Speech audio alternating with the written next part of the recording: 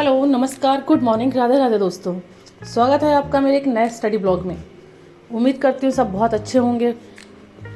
एक motivation line, जिस दिन तू खुद से हार गया समझ लेना कि दुनिया की हर जीत उस दिन बेकार है। इसलिए दोस्तों अपने मन को हमेशा पॉजिटिव रखें, हमेशा अच्छा सोचें, पॉजिटिव सोचें, कभी भी नेगेटिविटी अपने अंदर ना आने दें। आप वैसे तो सब मुझे जानते हैं, लेकिन जो मेरे यूट्यूब पे पहली बार आए हैं, जो नहीं जानते हैं, उनको मैं बता दूं कि मैं हूं उर्मिला, एक यूपीपीसीएस एस्पिरेंट हूँ, 2 बेटे हैं, फुल टाइम घर का काम करती हूँ, स्टडी करती हूँ। और मैं अपनी स्टडी जर्नी का किस टाइम कितनी स्टडी कर पाती हूँ, कैसे करती हूँ, कैसे टाइम को मैनेज करती हूँ, ये सब आपको दिखाने की कोशिश करती हूँ, जिससे कि आप भी थोड़ा मोटिवेशन ले सकें, थोड़ा अपने टाइम को मैनेज करके अपने स्टडी के लिए अपने लिए टाइम निकाल सकें। अगर आपको मेरी वीडियो अच्छी लगती हैं तो प्लीज़ लाइक करें एंड सब्सक्राइब करें। तो अब बात करते हैं स्टडी की। जैसे कि मैं एक होम मेकर हूँ, 2 बेटे हैं, तो मेरे पास घर गृहस्थी का बहुत सारा काम होता है, तो इसलिए मैं अपनी स्टडी को मैनेज करती हूँ।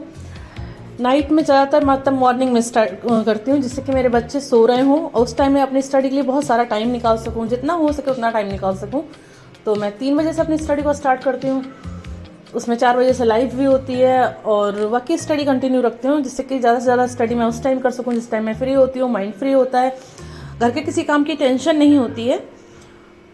कि दिन में भी टाइम को मैनेज करती हूँ, दिन में भी अपनी स्टडी के लिए टाइम निकालती हूँ, घर के साथ साथ कभी वीडियो सुनकर, कभी बैठकर, कभी कैसे भी जिस तरह से मैनेज हो सके मैं उस तरह से टाइम को मैनेज करने की कोशिश करती हूँ, टाइम निकालती हूँ। आपको बताती हूँ कि किस टाइम मैंने कितना टाइम मैनेज किया, किस टाइम से मैंने कैसे घर के काम को कंटिन्यू किया, घर के काम के साथ साथ मैं अपनी स्टडी के लिए टाइम कैसे मैनेज करती हूँ, मैं अपने कैसे स्टडी के छोटे छोटे टारगेट बनाती हूँ। जैसे मैंने अभी एक टारगेट बना के रखा था कि मुझे 2 बुक्स थी, उनको पढ़ना था, कंप्लीट करना था, उसके बाद नेक्स्ट बुक पढ़नी थी।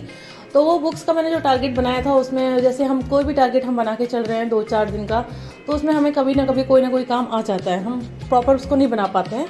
तो मैंने अभी 1 हफ्ते में वैसे बना कर देखती हूँ कि 1 हफ्ते में मैं वैसे भी 5 दिन ही पढ़ती हूँ, 5 दिन के बाद 6ठे दिन सारा रिवीजन करती हूँ और नेक्स्ट डे 2 दिन ज़्यादातर रिवीजन में देती हूँ, जिससे कि पूरा रिवीजन हो सके। मॉक टेस्ट वगैरह लगाती थी, अब तो फिलहाल मॉक टेस्ट अभी बंद कर रखे हैं, लेकिन अभी मैं सोच रही हूँ कि फिर मॉक टेस्ट लगाऊँ। तो जो भी मैं 2 बुक्स लेकर चलूँ, अगर छोटी छोटी बुक्स हैं जैसे एनसीईआरटीज़ वगैरह लेकर चल रही हूँ, तो मैं कोशिश करूँगी कि मंडे से अगर स्टार्ट की हैं तो वो फ्राइडे तक ख़त्म हो जाए। जैसे सैटरडे को PYQ और जो भी करंट हम पढ़ते हैं, करंट में कुछ न्यूज़ ऐसी होती हैं जो हमें, कुछ चीज़ें हमें जो सब्जेक्ट से रिलेटेड होती हैं जिसको हमें 2 बार रिवीजन की ज़रूरत होती है। और नोट्स हमने बना रखे होते हैं, नोट्स भी होते हैं, जैसे कुछ छूट गया वो भी नोट्स कंप्लीट करने होते हैं। तो मैं ज़्यादातर 5 दिन की ही रखती हूँ, बाकी उसमें जो छूटा होता है उसे कंप्लीट करती हूँ, जिससे कि इकट्ठा ना हो बहुत सारा छूटा हुआ। अगर वो हफ्ते 2 हफ्ते 10 दिन छूट जाता है तो फिर वो पूरा ही बैक हो जाता है, फिर पढ़ाई से मन हटने लगता है। अपना इंटरेस्ट पूरा बना रहे, इंटरेस्ट हमारा ख़राब ना हो, इसके लिए हमें छोटे छोटे टारगेट्स बनाने चाहिए, जिससे कि छोटे टारगेट हम पूरे अचीव कर पाएंगे तो हमको संतुष्टि होती है, एक सेटिस्फिकेशन मिलता है कि हाँ हमने इतना टारगेट बनाया था, इतना पढ़ लिया है। जैसे हमने 2 बुक्स को लेकर चले और वो 2 बुक्स हमारी कंप्लीट होने के बाद हमें लगता है कि हाँ हमारी एटलीस्ट 2 बुक तो कंप्लीट हुई। आज थर्सडे है, ये ब्लॉग जब आएगा तो थर्सडे होगा, और उसके बाद जब मैं मंडे से नया स्टार्ट करूँगी, नई बुक्स जब तक ही छूटा है, जो अपना छूट गया है पहले का या जो भी है, रिवीजन करती हूँ, या कुछ एक आध टॉपिक को, कुछ भी जैसे पॉलिटी वगैरह पढ़ी हुई है मेरी, पॉलिटी में कोई छोटा टॉपिक होगा उसको रिवाइज़ करती हूँ। अगर टाइम होता है तो उसमें कुछ भी हमारे पास रिवाइज़ करने के लिए बहुत सारा है, क्योंकि सिलेबस ही इतना वास्ट है कि कुछ भी हम रिवाइज़ कर सकते हैं, कुछ भी पढ़ सकते हैं, कभी सिलेबस खत्म होने वाला है ही नहीं, हम जितना पढ़ लें उतना कम है। तो मैं अपना 5 डे का टारगेट जो बुक्स रखूँगी वो आपके साथ शेयर कर दूँगी। कौन कौन सा मैंने रखा है कि मैं कितने कितने चैप्टर किस दिन पढ़ूंगी, आप उस हिसाब से भी स्टडी कर सकते हैं, या आप अपने अकॉर्डिंग भी कोशिश उस तरह से देख कर रिलेट करके कुछ भी टॉपिक बना सकते हैं, कुछ भी वो कर सकते हैं कि हाँ मुझे ये टॉपिक पढ़ने हैं, ये सब्जेक्ट पढ़ना है, उस हिसाब से भी आप अपनी स्टडी को कंटिन्यू कर सकते हैं, या फिर आप मेरे सिलेबस के अकॉर्डिंग भी पढ़ सकते हैं। मैंने जो मतलब बनाया है, जो बुक्स रखी हैं, आप वो सेम बुक्स भी उठा के पढ़ सकते हैं। बाकी मैं PYQ कितने करूँगी वो भी आपको बता दूँगी। फिर सैटरडे को एक प्रीवियस वो PYQ वाला PYQ करूँगी, उसके बाद संडे को एक मॉक टेस्ट।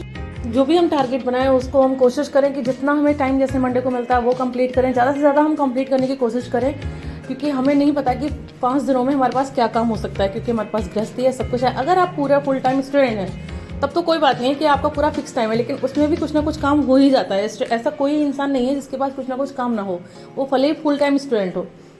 तो टारगेट हमने जो बनाया उसको कोशिश करना चाहिए हम कि अगर हमने आज से स्टार्ट किया है मंडे से, तो हम मंडे को जितना ज़्यादा से ज़्यादा पढ़ सकें वो पढ़ें, ट्यूसडे को जितना ज़्यादा से, अगर हम इस तरह से पढ़ते चलेंगे तो हमारा एंड टाइम तक ज़रूर ख़त्म हो जाएगा। अगर बीच में हमें कुछ काम भी आ गया तो भी हमारा सिलेबस छूटेगा नहीं, जो हमने मतलब बना रखा है टारगेट वो हमारा छूटेगा नहीं। तो एक माइंड में वो नहीं होगी कि हमने जो टारगेट बनाया था उसे हम कंप्लीट नहीं कर पाए, हमसे होगा नहीं। जब हमारे टारगेट हमने खुद बनाया होता वो हमसे कंप्लीट नहीं होता, तब हमारे दिमाग में ये चीज़ आती है कि यार हमसे नहीं हो पाएगा। बाकी जो मेन पॉइंट्स लगते हैं उनको लिखते भी चलना चाहिए। अगर वो लिखे हुए हैं, हमारा जैसे पहले कंप्लीट हो गया तो फ्राइडे में भी सारा वो कर लो, रिवाइज कर लो। उसके बाद सैटरडे को अपने PYQ सारे के सारे लगा लो। उसके बाद मॉक टेस्ट लगा लो। फिर जो पहले का छूटा हुआ है, पहले पढ़ा हुआ है, अगर फिर भी टाइम बचता है तो उसमें वो रिवाइज कर लो। जिससे कि हम रिवाइज साथ साथ करते चलेंगे तो हमारा जो टॉपिक है, जैसे हमने आज एक बुक पढ़ ली, ख़त्म कर ली, फिर हमने 2-3 महीने अगर उस बुक को नहीं पढ़ा तो फिर वो उतना याद नहीं रहता। बहुत सारी चीज़ें फिर उस टॉपिक से रिलेटेड अगर हम क्वेश्चंस लगाते हैं तो हमें ऐसा लगता है कि हाँ पढ़ा तो है, लेकिन एग्जिट क्या है इसका आंसर वो समझ में नहीं आता।